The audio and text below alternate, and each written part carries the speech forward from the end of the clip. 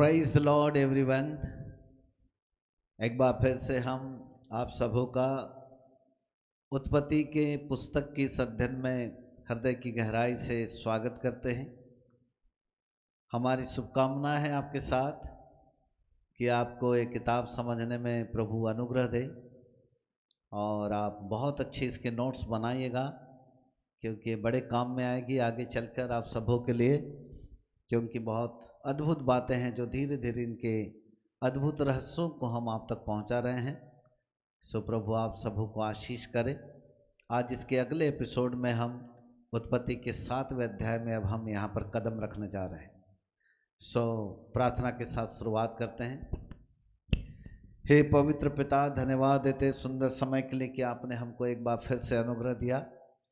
आज हम फिर से उत्पत्ति की इस किताब के 7वें अध्याय की ओर कदम रखने जा रहे हैं। प्रभु सहायता करो बाबा आसमानी कि आज हम इसके अद्भुत रहस्यों को हम सीख सकें, इस एपिसोड को प्रभु हम कंप्लीट कर सके और बाबा आसमानी लोगों तक हम इस वचन की गहरी शिक्षाओं को परिपूर्ण कर सके।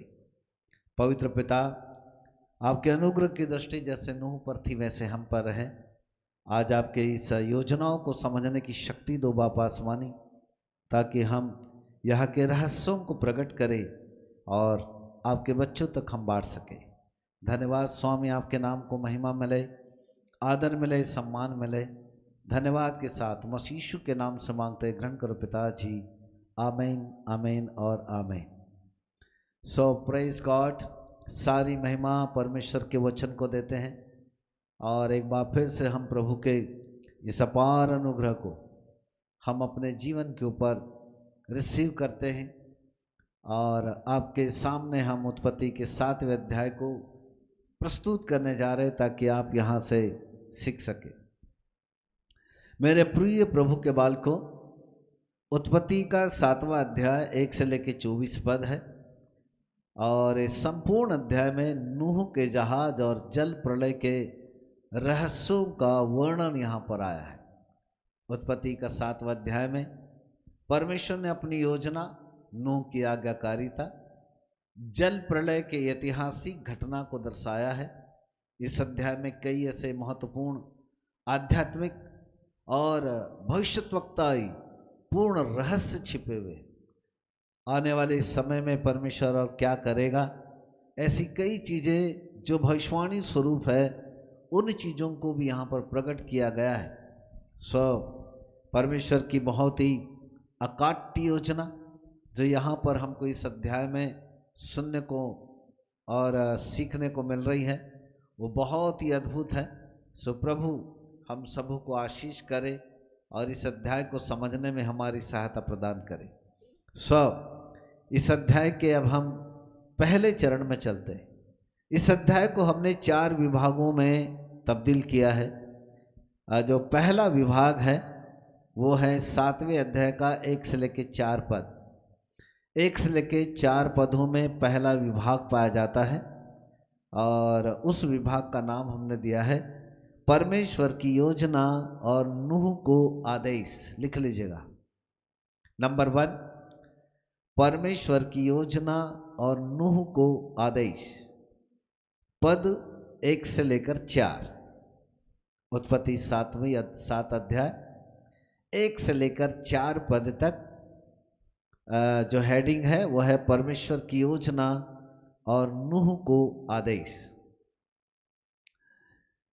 तब यहोवा ने नूह से कहा कि तू और तेरा पूरा घराना जहाज में आ जाओ, क्योंकि मैंने इस युग में तुझे अपनी दृष्टि में धर्मी पाया है। वाव! परमेश्वर ने अपनी योजना नूह के ऊपर प्रकट किया और कहा कि नूह, तू और तेरा घराना अब इस जहाज के अंदर आ जाओ, क्योंकि मैंने इस युग में तुझे अपनी दृष्टि में धर्मी पाया है। नूह को पूरे परिवार सहित जहाज में बुलाया गया, जिस बात का प्रतीक है कि परमेश्वर की इच्छा पर जो लोग चलते हैं वे और उनका परिवार उद्धार पा लेते हैं। यानी कि परमेश्वर उनको उद्धार पाने के लिए बुलाता है। देखो, मैं भविष्यवाणी को भी सामने रख रहा हूं। ये इस बात को दर्शाता है जैसे नूह और नूह के परिवार को परमेश्वर ने बुलाया और कहा कि तुम जहाज के अंदर आ जाओ। जहाज मसीह है। जो कोई इस जहाज के अंदर आ जाता है वो सुरक्षा में आ जाता है। जो जहाज के बाहर है वो असुरक्षित है, वो बचाया नहीं जाएगा। पर जो जहाज के अंदर है वो सुरक्षित है, वो बचाया जाएगा और वो उद्धार पाएगा। परमेश्वर मुझको और आपको भी उद्धार के लिए बुला रहा है और परमेश्वर चाहता है कि मसीह यीशु में हम उद्धार पाएं और मसीह के अंदर आ जाए, क्योंकि मसीह हमारी शरण स्थान है, मसीह हमारी चट्टान है, वही है हमारे जीवन का उद्धार करता। उसके बिना उद्धार नहीं है। बाइबल कहती है स्वर्ग के नीचे पृथ्वी के ऊपर और कोई दूसरा नाम नहीं दिया गया जिसके द्वारा हम उद्धार पा सके। केवल एक ही नाम है जो हमें उद्धार देता है। बाइबल कहती है चाहे वो स्वर्ग के हो, चाहे वो पृथ्वी के हो, चाहे वो पृथ्वी के नीचे हो, यीशु मसीह के नाम से घुटने टेके, घुटने। यीशु का नाम ही है जो हमको उद्धार देता है। मेरे प्रिय प्रभु के बालकों, परमेश्वर ने इस जहाज को बनाकर एक बड़ी भविष्यवाणी हमारे सामने रखा। ये एक भविष्यवक्ताई संदेश है जिसके माध्यम से परमेश्वर हमको ये चिता रहे हैं कि मैं आने वाले समय में अपने लोगों को ऐसे बचाऊंगा। नूह को उसने कहा कि एक बड़ा जल प्रलय आएगा। जल प्रलय का मतलब है परमेश्वर का न्याय। इससे पहले कि परमेश्वर न्याय करे और वो लोगों को विनाश में लेकर के जाएं, लोगों को नष्ट कर या दंड दे, परमेश्वर दूसरे तरफ धर्मी प्रवृत्ति के लोगों को बचाना चाहता है। और इसलिए परमेश्वर ने नूह को आदेश दिया था कि तू एक जहाज को बनाना। और नूह यहाँ पर एक जहाज का निर्माण करता है और वो जहाज जो है स्वयं प्रभु यीशु मसीह है। हम प्रभु यीशु मसीह के अंदर है, हम मसीह में है।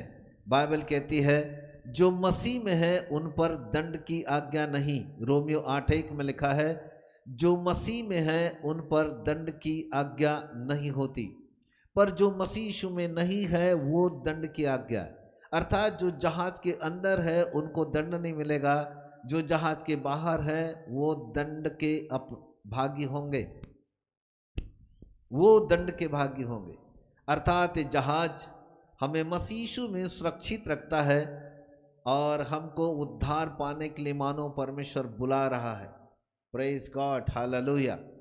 प्रेरितों काम 16 अध्याय उसका 31 पद भी हमको कहता है कि जो यदि तू विश्वास करे तो तू और तेरा घराना उद्धार पाएगा। नूह ने विश्वास किया और नूह के साथ साथ नूह का घराना भी उद्धार पाया। नूह के संपूर्ण पुराने के परिवार के लोगों ने उद्धार पाया। और इसलिए आप विश्वास करें, अपने परिवार को भी विश्वास के और उद्धार के अनुभव में लाएं ताकि वे सब के सब उद्धार पाए।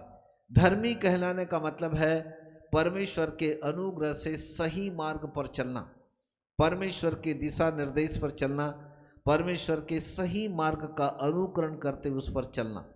जब हम इस प्रकार से चलते हैं तो निश्चित रूप से परमेश्वर हमें भी उद्धार पाने के लिए बुलाता है। उत्पत्ति की किताब 7वां अध्याय उसका 2 और 3 पद को अब हम पढ़ते हैं।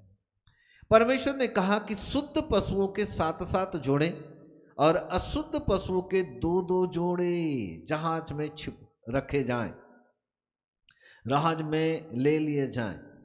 ये भविष्य में व्यवस्था और बलिदान की व्यवस्था का संकेत दिखा रहा है, क्योंकि परमेश्वर जो शुद्ध पशु पक्षी है उनकी बलिदान के व्यवस्था की एक निर्माण करने वाला था।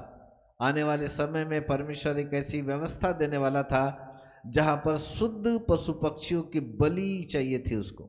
और इसलिए उसने कहा था कि शुद्ध जो पशु पक्षी होंगे उनके 7 जोड़े लेना, परंतु जो अशुद्ध है उनके मात्र 2 जोड़े लेना, क्योंकि उनकी भी वंशावली बढ़ती रहे, वो भी चले। आने वाले भविष्य में व्यवस्था और बलिदान की व्यवस्था का संकेत है जो बने रहे, इसलिए परमेश्वर ने यहां पर बोला। पक्षियों को भी 2 जोड़े में लेने की बात किया था ताकि पृथ्वी पर उनका भी जीवन बना रहे और उनके द्वारा भी एक बड़ा वंश जो है पक्षियों का वंश तैयार रहे। ये बात परमेश्वर ने वहां पर पक्षियों के लिए भी 2-2 जोड़े के रूप में उसने कहा। Hallelujah, praise God. चलते हैं हम इसके दूसरे विभाग के अंदर, दूसरा खंड या दूसरा विभाग। उत्पत्ति की किताब का जो दूसरा विभाग है वो है 7वें अध्याय का 4 से लेकर 10 पद। अब ये बड़ा विभाग है थोड़ा, लेकिन 4 से लेकर 10 पद तक का वर्णन यहाँ पर किया गया है। मुख्य जो पद होंगे हम उन्हीं के ऊपर ज़्यादा विचार विमर्श करेंगे। छोटे छोटे बातों को हम ज़्यादा ध्यान नहीं देंगे, नहीं तो एक एक पद के ऊपर हम विश्लेषण करते रहे तो पता चला एक ही अध्याय में हम कई दिन लग जाएंगे। तो जो मुख्य बातें हैं हम केवल वहीं पर आपका ध्यान आकर्षित करने जा रहे हैं, इसका ध्यान रखिएगा, ठीक है। ओके, सो ये जो दूसरा विभाग 7वें अध्याय का पाया जाता है वो 4 से लेकर 10 पद में पाया जाता है। हेडिंग लिख लीजिएगा, 7 दिन का पूर्व संकेत। हालेलुया। 7 दिन का पूर्व संकेत, यानी परमेश्वर 7 दिन पहले संकेत दे रहा है। चलिए चौथे पद को पढ़ते हैं। क्योंकि अब से 7 दिन के पश्चात में पृथ्वी पर 40 दिन और 40 रात जल बरसाऊंगा। हेलो, नूह को परमेश्वर जल प्रलय के 7 दिन पहले संकेत देता है। ऐसा नहीं कि तुरंत अचानक बारिश आई, ऐसा नहीं किया उसने। इससे पहले कि वह पृथ्वी के ऊपर जल बरसाए, जल बरसाने के 7 दिन पहले उसने संकेत दिए। 7 दिन तैयारी का संकेत भी है, 7 दिन पूर्णता यानी सिद्धता का भी संकेत है। अर्थात नूह तेरे पास 7 दिन है, 7 दिन तू तैयारी कर ले, फिर 7 दिन के बाद मौका नहीं मिलेगा। इस 7 दिन तेरे लिए कंप्लीट तैयारी के दिन है नूह। इन 7 दिनों के अंदर अंदर तुझे ऐसी तैयारी करना है कि तू सिद्ध बन जाए, तेरा जहाज भी कंप्लीट पूर्ण हो जाए यानी सिद्ध हो जाए, ताकि जहाज के अंदर एक बूंद पानी भी न जा सके। उसको चारों तरफ से एक बार चेक कर लेना। और जैसा कि मैंने कहा, तुझे शुद्ध पक्षियों के साथ, शुद्ध पशुओं के 7 जोड़े और अशुद्ध पशुओं के 2-2 जोड़े लेना, उनको भी सब तैयारी कर। इन 7 दिनों के अंदर तो सारे जितने भी पशु पक्षी की मैंने चर्चा किया है उनको तू इस जहाज के अंदर ला, भोजन सामग्री ला ले, कंप्लीट तैयारी। 7 दिन संकेत दिया खुदा ने।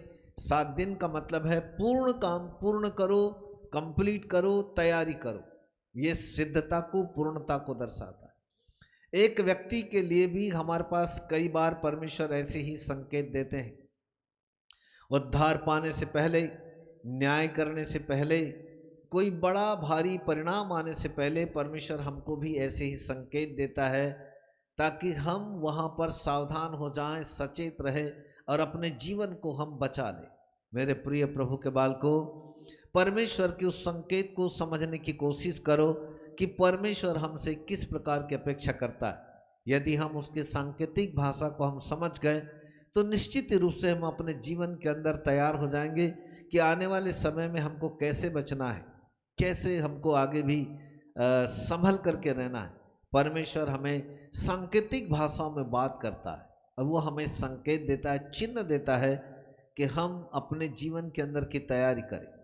प्रभु के आगमन का दिन करीब है और इसलिए परमेश्वर हमें संकेत दे रहा है कि हम भी इन आगमन के दिनों के लिए तैयार रहें, अपने आप को तैयार करें, कंप्लीट तैयार रहें, वचन में बने रहें, प्रार्थना में बने रहें, संगति में बने रहें। न जाने प्रभु का आगमन कब होगा, कैसे होगा, अचानक से वो न दिन आ जाए। इसलिए परमेश्वर इन दिनों में नबियों के माध्यम से, प्रेरितों के माध्यम से, वचन के माध्यम से हमें बार बार चिता रहा है, सिखा रहा है, संकेत दे रहा है कि आओ आओ आओ, आओ उद्धार पाने के लिए दौड़े चले आओ, कंप्लीट हो जाओ, पूर्ण हो जाओ, सिद्ध हो जाओ, तैयारी करो, क्योंकि अब हमको भी यीशु मसीह के आगमन पर उठाया जाना है। तैयारी करो। खुदा ने न्याय के पहले नूह को संकेत दिया। हालेलुया। प्रकाशित वाक्य 3:10 भी कहता है, देख मैं द्वार पर खड़ा खटखटाता हूं, दरवाजे पर खड़ा मैं खटखटाता हूं, जो कोई मेरी आवाज को सुनकर भीतर आएगा वो चारा पाएगा, भोजन खाएगा। Praise God. ऐसे ही प्रभु द्वार पर खड़ा खटखटा रहा है। वो कहता है भीतर आओ, भीतर आओ। जहाज के बाहर रहोगे नष्ट हो जाओगे, जहाज के अंदर आओ, अंदर आओगे तो सुरक्षित रहोगे, बच जाओगे। वो मुझको और आपको जहाज के अंदर आने के लिए आवाहन दे रहा है, बात कर रहा है। Praise God, hallelujah. वह 40 दिन 40 रात उसने कहा मैं जल बरसाऊंगा। 40 दिन यीशु की परीक्षा हुई, यानी 40 दिन शुद्धिकरण को दर्शाता है, न्याय को दर्शाता है कि 40 दिन के अंदर तो शुद्धिकरण हो जाए, जिससे कि तेरी परीक्षा भी हो, तू परीक्षा में पास हो जाए। मूसा 40 दिन उपवास प्रार्थना में रहा, एलिया 40 दिन उपवास प्रार्थना में रहा, यीशु 40 दिन उपवास प्रार्थना में रहा। ये 40 दिन उपवास प्रार्थना इनके जीवन के अंदर के शुद्धिकरण को, पवित्रीकरण को दर्शाता है, जिससे कि 40 दिन लगातार अपने आप को प्रभु में बने रहने के कारण इन्होंने अपने आप को शुद्ध किया, पवित्र किया, यानी अपनी तैयारी किया। ये तैयारी किया, इन्होंने तैयारी किया, अपने आप को साधा कि ताकि हम परमेश्वर के जब हम निकट जाएं तो हमारे अंदर हिया हो, हम प्रभु के करीब जा सके, अपने आप की तैयारी कर रहे हैं। Praise God, hallelujah. अब हम चलते हैं 10वें पद पर। और 7वें दिन जल प्रलय पृथ्वी पर आ गया। 7वें दिन जल प्रलय पृथ्वी पर आ गया, पृथ्वी पर ही आ गया, जल प्रलय आ गया। यानी परमेश्वर का न्याय आने से पहले उसने एक अवसर दिया, परमेश्वर ने संकेत दिया, अवसर दिया। और बाइबल कहती 10वें पद में कि बराबर 7वां दिन हुआ और 7वें दिन घनघोर बारिश चालू हुई, जल प्रलय पृथ्वी पर आने लगा।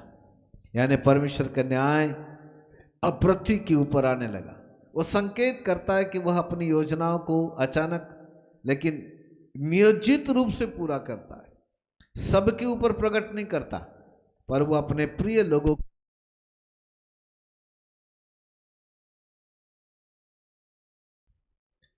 हम परमेश्वर की योजनाओं को समझ नहीं पाते, लेकिन कई बार परमेश्वर अपनी योजनाओं को हम पर पहले ही प्रकट कर चुका होता है, समझ पाना बड़ा मुश्किल होता है।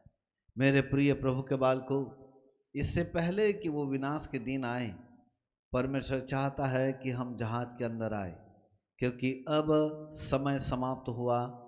और बाइबल कहती है 7वें दिन जल प्रलय पृथ्वी पर आ ही गया, जिसकी चर्चा परमेश्वर ने नूह से किया था, वो जल प्रलय आ गया। अब इस अध्याय के हम तीसरे खंड में जा रहे हैं। तीसरा जो विभाग है वो है उत्पत्ति के 7वें अध्याय का 11 से 16 पद। 11 से 16 पद के अंदर एक तीसरा विभाग पाया जाता है, उसकी चर्चा अब हम यहां पर करने वाले हैं। निकाल लीजिएगा अपने बाइबल। उत्पत्ति के 7वें अध्याय का 11 से 16 यहां पर है नूह का प्रवेश और जल प्रलय का आरंभ। नूह का प्रवेश और जल प्रलय का आरंभ। चलिए 11वें पद में अब हम चर्चा करते हैं। नूह के जीवन के 600 वर्ष के दूसरे महीने के 17वें दिन, यानी उसी दिन पृथ्वी के गहरे गड्ढों के सब सोते फूट निकले और आकाश के झरोखे खुल गए। बारिश चालू हुई कब? जब नूह की उम्र 600 वर्ष कंप्लीट हो गए, उसके दूसरे महीने के 17वें दिन ये काम चालू हुआ। 600 वर्ष, 600 वर्ष, ये 600 वर्ष मसीह के राज्य के प्रतीक के रूप में देखा जा सकता है। ताकि आने वाले समयों में परमेश्वर एक बड़े राज्य को लेकर के आए। आकाश के झरोखे का खुल जाना परमेश्वर के भीषण न्याय की घोषणा है। मानो परमेश्वर ये घोषणा कर रहा है कि अब मैंने आकाश के झरोखों को खोल दिया हूं, अब यहां पर सर्वनाश निश्चित है। वो घोषणा कर रहा है कि सर्वनाश, विनाश और विनाश। परमेश्वर अपने विनाश की घोषणा कर रहा है। पृथ्वी के गहरे गड्ढों में से सोतों का फूट निकलना, पृथ्वी के गहरे गड्ढों में से सोतों का फूटना, पृथ्वी की गहराइयों से भी विनाश के आने को दर्शा रहा है। इसका मतलब है कि परमेश्वर संपूर्ण न्याय, पूर्ण रूप से निश्चित न्याय निश्चित करना चाहता है। संपूर्ण न्याय को यहां पर दर्शा रहा है कि ना केवल ऊपर से ही बारिश, वरन नीचे से भी पृथ्वी के जितने गहरे गड्ढे हैं वो भी फूट निकलेंगे। मतलब कहीं से भी हो बच नहीं सकते, चारों तरफ से कहीं न कहीं विनाश आपका इंतजार कर रहा है। और ये विनाश के गहरे बादल चारों तरफ से घिरे हुए हैं। कहीं न कहीं विनाश निश्चित है। ये संकेत दे रहे हैं संकेत दे रहे हैं। मेरे प्रिय प्रभु के बालकों, सावधान। परमेश्वर अपने न्याय की संपूर्णता प्रकट करने जा रहे हैं और प्रभु कह रहे हैं कि न्याय निश्चित है। कहीं न कहीं एक बड़ा परमेश्वर की विनाशकारी न्याय आने की घोषणा कर रहा है परमेश्वर। हालेलुया। और अब हम उसको पढ़ते हैं, 16वें पद में आ जाते हैं, लास्ट। तब यहोवा ने उसके पीछे के द्वार बंद कर दिए। तब यहोवा परमेश्वर ने जहाज के पीछे के जो द्वार थे उसको बंद कर दिया। परमेश्वर एक समय तक लोगों को अपने पास बुलाते हैं। जब कई बार मनुष्य प्रभु यीशु मसीह का नाम सुनता है तो उसके दिमाग में एक बात आती है कि ये तो ईसाइयों का देवता है। और ऐसा कह कर बार बार जब वो प्रभु यीशु मसीह का इनकार करते चला जाता है तो ऐसी स्थिति में परमेश्वर लोगों के हृदयों को बंद कर देता है ताकि अब वो उद्धार न पा सके। अभी सुसमाचार अन्य जातियों में है। जब अन्य जाति के लोग विश्वास करना बंद कर देंगे, यीशु मसीह का इनकार करना चालू कर देंगे, उसको नकारना चालू कर देंगे, तब वो स्थिति आएगी कि परमेश्वर अन्य जातियों के लिए द्वार को बंद कर देगा। फिर द्वार इजरायलियों के लिए खुल जाएगा। इसकी भविष्यवाणी रोमियों के 11वें अध्याय में एक पाई जाती है। यदि आपके पास बाइबल हो तो आप खोलिएगा रोमियों की किताब, उसका 11वां अध्याय और उसका 25 पद। The book of Romans chapter 25 chapter 11 verse 25। हे भाइयों, कहीं ऐसा न हो कि तुम अपने आप को बुद्धिमान समझ लो, इसलिए मैं नहीं चाहता कि तुम इस भेद से अनजान रहो कि जब तक अन्य जातियां पूरी रीति से प्रवेश ना कर ले तब तक इज़राइल का एक भाग वैसा ही कठोर रहेगा। जब तक अन्य जातियां पूरी रीति से प्रवेश ना कर ले तब तक इज़राइल का एक भाग कठोर रहेगा, यानी यहूदी लोग। जब तक अन्य जाति के लोग उद्धार पाएंगे, यहूदी लोगों का हृदय परमेश्वर कठोर रखेगा ताकि वो उद्धार न पाए। लेकिन ऐसा सुनने को मिलने लगा कि अब यहूदी लोगों का भी उद्धार होने लगा है। इज़राइल देश में भी परमेश्वर की कलीसियाओं का निर्माण चालू हो गया है। और यदि परमेश्वर ने इज़राइलियों के लिए द्वार खोल दिया, इसका मतलब है कि अन्य जातियों के उद्धार का द्वार बंद होने वाला है। Praise God, hallelujah. बाइबल कहती है कि परमेश्वर ने जहाज का द्वार बंद कर दिया। इसका मतलब है कि जब अन्य जाति के लोग प्रभु यीशु मसीह को इनकार करते जाएंगे वे ग्रहण नहीं करेंगे, विश्वास करना बंद कर देंगे और वो उद्धार पाने के लिए नहीं आएंगे, तो कहीं न कहीं परमेश्वर अन्य जातियों का द्वार बंद करेगा और इजरायलियों के लिए द्वार खुल जाएगा। रोमियो 11:25 इस भविष्यवाणी का एक दूसरा संकेत हमको मिलता है। इसका मतलब है कि उद्धार अभी अन्य जातियों के लिए चालू है। कैसे भी हो, हमें उद्धार पाने के लिए परमेश्वर के निकट आना है, जिससे कि हम इस उद्धार को बनाए रखें पाएँ और अपने दोस्तों को, अपने रिश्तेदारों को, अपने साथियों को जल्दी से जल्दी हम प्रभु के बारे में अवगत करें, बताएं, ताकि वे लोग भी सत्य को जान और उद्धार को प्राप्त कर लें। कहीं ऐसा न हो कि उनके लिए दरवाज़ा बंद हो गया। मत्ती रचित सुसमाचार के 25 अध्याय का यदि हम अध्ययन करें तो वहाँ पर 5 बुद्धिमान स्त्री और 5 मूर्ख स्त्रियों का वर्णन पाया जाता है।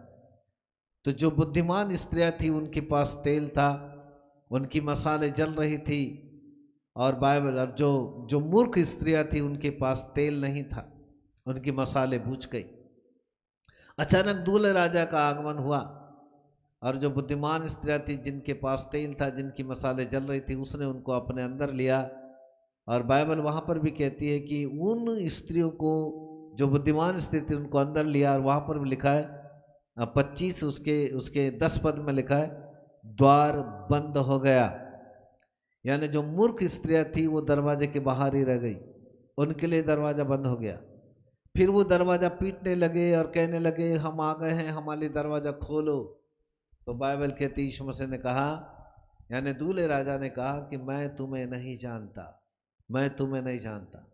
मेरे प्रिय प्रभु के बालकों, कहीं ऐसा न हो कि हम विलंब करें और प्रभु की आवाज़ आए और प्रभु कहे मैं तुम्हें नहीं जानता।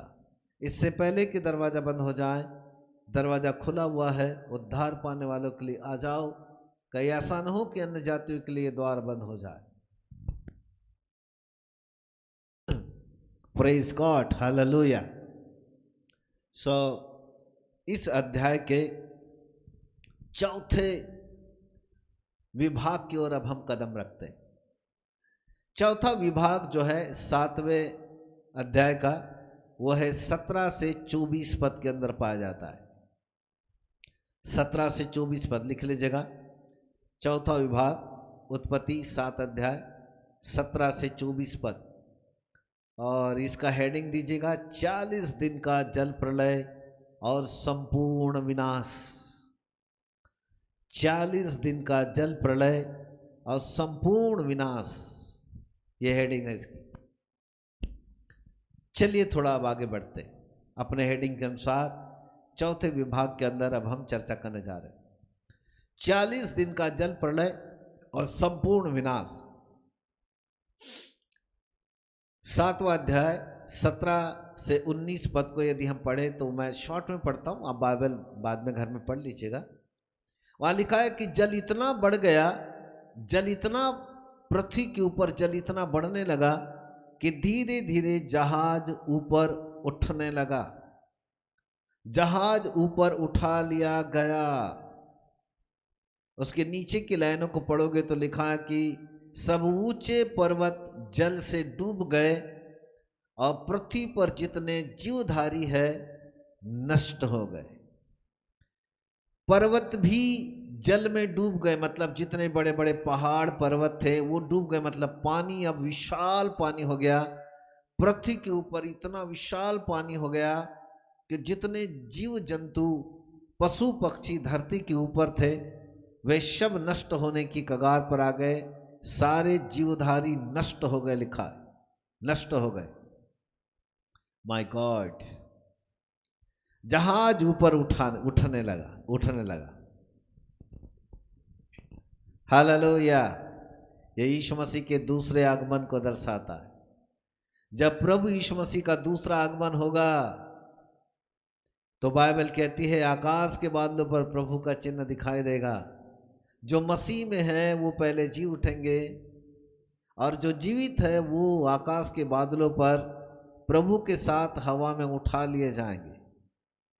धरती के ऊपर विनाश चालू हो जाएगा, लेकिन धर्मी लोग, प्रभु के लोग, उद्धार पाए लोग जो है वो आकाश के बादलों पर उठा लिए जाएंगे। जो उठा लिए जाएंगे मसीह में उठा, देखो वहां लिखा है जो मसीह में है वो जी उठेंगे, ऐसा लिखा है, किसी और की बात नहीं हो रही है। ऐसे ही जो जहाज में थे वो उठाए गए ऊपर, जहाज ऊपर उठा लिए गए ऊपर, लेकिन जो बाहर थे वो नष्ट हो गए। 7 साल का भयानक अकाल होगा। जो प्रभु में उठा लिए जाएंगे, ऊपर चले जाएंगे, वो बड़े धन्य लोग होंगे, वो बच जाएंगे। लेकिन उसके बाद 7 साल का महाक्लेश काल होगा, जिसका वर्णन प्रकाशित वाक्य में है। और उस 7 साल के महाक्लेश काल में जितने भी धरती के ऊपर जीवधारी होंगे वो धीरे धीरे करके नष्ट हो जाएंगे। बड़ी भारी विपत्ताओं का समय होगा।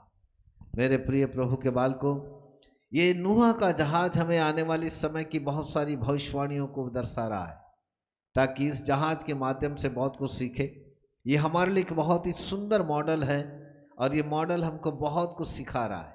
इसका मतलब है इस जहाज के मॉडल से आओ हम अपने जीवन को जांच करें, सीखें कि परमेश्वर हमसे क्या अपेक्षा करते हैं। Praise God, hallelujah. कुछ रहस्य और बता दूं आपको, चलो आगे बढ़ते हैं। पानी परमेश्वर के न्याय और पवित्रता का प्रतीक है। अर्थात पानी के द्वारा, जल प्रलय के द्वारा परमेश्वर ने इस पृथ्वी को नष्ट कर दिया। यानी परमेश्वर ने अपने संपूर्ण न्याय, प्रतिष्ठा और पवित्रता के माध्यम से एक पुराने सृष्टि को नष्ट कर दिया। यानी पुरानी बातें बीत गई, देखो अब सब कुछ नया हो रहा है, इस बात को दर्शाता है। और पानी जो है बपतिस्मा को भी दर्शाता है। जरा पहला पत्रस 3 अध्याय और उसका 20 और 21 पद को पढ़िएगा तो यहाँ पर आएगा। थोड़ा मैं आपके लिए 20वां पद पढ़ता हूँ जल्दी जल्दी से, हाँ ठीक है।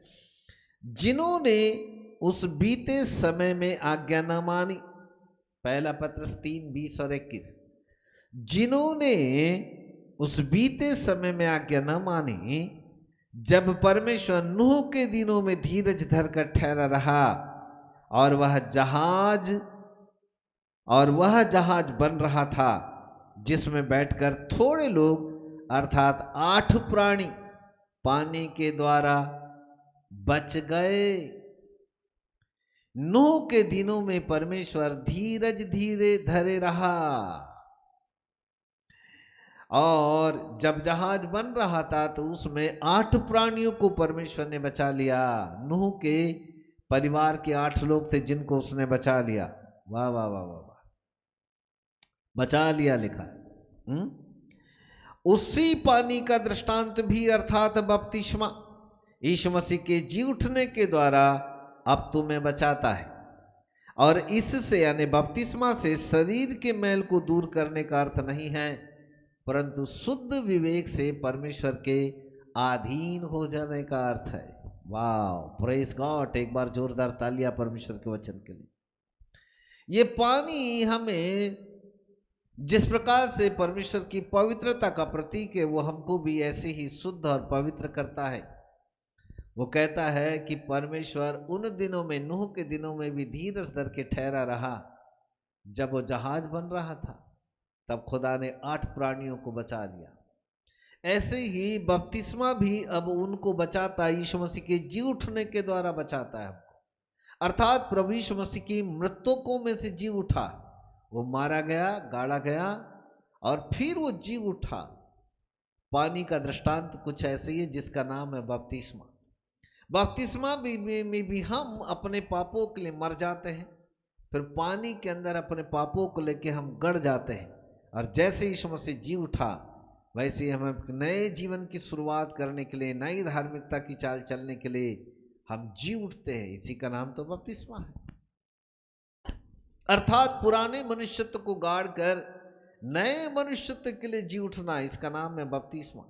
बपतिस्मा का मतलब शरीर के मैल को धोने का अर्थ नहीं है, पर बपतिस्मा का मतलब है शुद्ध विवेक से परमेश्वर के अधीन हो जाना, यह अर्थ है। अर्थात ये पानी का बपतिस्मा हमको शुद्ध विवेक से परमेश्वर के अधीन हो जाने की ज्ञान देता है, यह हमको शिक्षा देता है। कि आओ अब हम पुराने मनुष्यत्व को नष्ट करें, पानी के अंदर सब कुछ हम नष्ट कर दें, एक नई धार्मिकता का जीवन जिए, एक नई चाल चले और नए धार्मिकता की चाल चलकर अब हम आगे की ओर बढ़ते जाएं, शुद्ध जीवन की ओर हम बढ़ते जाएं। शुद्ध जीवन जिए, प्रभु के लिए एक शुद्ध विवेक से चलने वाला जीवन हम जिए। पुराने संसार को नष्ट करके एक नया संसार का आरंभ हुआ। जल प्रलय के माध्यम से परमेश्वर ने पुराने संसार को नष्ट किया, नूह के समय के संसार को नष्ट किया, एक नया संसार यानी नूह के द्वारा एक नया संसार का निर्माण कर रहा है। ऐसे ही परमेश्वर इस बपतिस्मा के द्वारा हमको कहता है, जो तुम्हारे अंदर पुराना मनुष्यत्व, पुराना संसार, उसको नष्ट करो, नया संसार को आने दो, सब कुछ अब तुम्हारे अंदर नया हो जाए। इसलिए प्रेरित पौलुस कहते हैं, सब कुछ बीत गया, पुरानी बातें बीत गई, देखो सब कुछ नया हो गया है। हम मसीह में नई सृष्टि है, पुराना सब कुछ खत्म हो गया पानी के बपतिस्मा के द्वारा। ये है बपतिस्मा। बोलो यीशु प्रभु की जय, हालेलुया। 24 पद को पढ़ें, लास्ट वाला पद। और जल पृथ्वी पर 150 दिन तक बना रहा। एक दो दिन की बात नहीं हो रही है, 40 दिन 40 रात घनघोर बारिश, आकाश के झरोखे खुल गए, जमीन के अंदर के गड्ढों के अंदर जितने भी सोते थे वो भी फूट निकले, ऊपर से भी घनघोर बारिश, नीचे से भी पानी का बहाव, इतना बहाव, इतना बहाव, पूरी पृथ्वी जल से जल प्रलय में तब्दील हो गई। जितने बड़े बड़े पहाड़ थे वो डूब गए, कोई वृक्ष का सिरा दिखाई नहीं दे रहा है, पूरे पहाड़ियों के कोने, उनकी चोटियां दिखाई नहीं दे रही है, पूरे पहाड़ पहाड़ियां डूब गए, पूरी पृथ्वी के ऊपर पानी पानी दिखाई दे रहा है। ये पानी बाइबल कहती है 150 दिन तक, 150 दिन तक पानी पृथ्वी पर बना रहा, बना रहा, बना रहा। माय गॉड, ये परमेश्वर की सहनशीलता का प्रतीक है। संकेत देता है खुदा कि मैं सहनशील हूं, 150 दिन तक पानी को मैंने पृथ्वी के ऊपर रखा हूं। नूह जहाज के अंदर जितने भी पशु पक्षी उसने रखा था, सब जहाज के अंदर सुरक्षित है, वही भोजन बना रहे हैं, वही खा रहे हैं, सुरक्षित है। परमेश्वर उनकी रक्षा कर रहा है। मेरे प्रिय प्रभु के बालकों, यदि हम मसीह में हैं तो हम सुरक्षित हैं। जब तक हम मसीह के अंदर है, हम उद्धार में है, वहां हमारी सुरक्षा है, वहां हम सुरक्षित पाए जाते हैं। लेकिन यदि हम मसीह के बाहर है तो हम सुरक्षित नहीं है। कहीं न कहीं परमेश्वर का न्याय, परमेश्वर का विनाश हमारा इंतजार कर रहा है। सावधान, इस नूह के जहाज से परमेश्वर हमें बहुत सारी भविष्यवाणियां, बहुत सारी सावधानियां हमारे लिए प्रस्तुत कर रहा है, उसको गंभीरता से आप सुनेगा और ध्यान में रखिएगा। 150 दिन तक रहा परमेश्वर का पूर्ण न्याय और सहनशीलता का संकेत। आरंभ की प्रतीक्षा के लिए एक अवधि परमेश्वर ने दिया, नूह इंतजार करना, मैं संकेत दूंगा तब तू आना बाहर। नूह अलग अलग प्रकार से परमेश्वर के संकेत पाकर अलग अलग प्रकार से वह उपाय करता है। चलिए काम की बात पे आते हैं। इस अध्याय का पूरा निष्कर्ष हम निकाले तो नंबर 1, परमेश्वर का भीषण न्याय और उद्धार के संतुलन को इस अध्याय में स्पष्ट रूप से बनाया दिखाया गया है। परमेश्वर का न्याय और उद्धार का संतुलन नंबर 1। नंबर 2, जहाज यीशु मसीह का प्रतीक है, जो विश्वासियों के लिए उद्धार का एकमात्र मार्ग है। नंबर 2, जहाज मसीह का प्रतीक है, जो विश्वासियों के लिए उद्धार का एकमात्र मार्ग है। नंबर 3, जल प्रलय एक पूर्व चित्र है, एक मॉडल है, एक मॉडल है, एक पूर्व चित्र है, प्रतीक है, जो अंतिम न्याय और नए युग के आगमन की ओर संकेत करता है। जल प्रलय एक ऐसा पूर्व चित्र है, एक ऐसा मॉडल है, एक ऐसा दृष्टांत है जो आने वाले समय के अंतिम न्याय और एक नए युग की आगमन की ओर संकेत करता है। हालेलुया। नंबर 4, इस अध्याय का चौथा निष्कर्ष, नूह का उद्धार इस बात का प्रमाण है कि जो परमेश्वर के वचन पर चलते हैं वो बचाए जाएंगे, वो बचाए जाएंगे। नंबर 4, नूह का उद्धार है, नूह का और नूह के परिवार का जहाज के अंदर प्रवेश करना। सो नूह का उद्धार इस बात का प्रमाण है कि जो परमेश्वर के वचन पर चलते हैं और जो परमेश्वर पर विश्वास करते हैं वो बचाए जाएंगे, वो बचाए जाएंगे। हालेलुया। और नंबर 5, यह अध्याय परमेश्वर की न्याय, अनुग्रह और उद्धार की योजनाओं को गहराई से प्रकट करता है ताकि हम समझ पाए। हालेलुया। ये कंप्लीट जो पूरा का पूरा अध्याय है, ये परमेश्वर का न्याय, उसका अनुग्रह और उसके उद्धार की योजना को गहराई से प्रकट करता है ताकि हम उसको जाने, समझे और अपने जीवन में अमल करें, उसका अनुकरण करें। इस बात को वो प्रकट करता है। सो मेरे प्रिय प्रभु के बालकों, अध्याय 7 के इन तमाम रहस्यों को हमने आपके सामने प्रकट किया। आने वाले समय में फिर हम अध्याय 8 पर अब हम जाएंगे, जहां पर फिर हम आगे की चर्चा आपके साथ करेंगे। आज हम इस एपिसोड को यहाँ पर समाप्त करते हैं। प्रभु आपको आशीष दे, फिर हम दोबारा मुलाकात करेंगे। तब तक के लिए सुरक्षित रहें, प्रभु में बने रहें, प्रभु पर विश्वास करें, आने वाली भविष्यवाणियों पर विश्वास करें, परमेश्वर के वचन के अनुसार अपने जीवन को चलाएं, और यही ये अध्याय हमको सिखाता है। सो प्रभु आपको आशीष दे। Thank you so much, God bless you.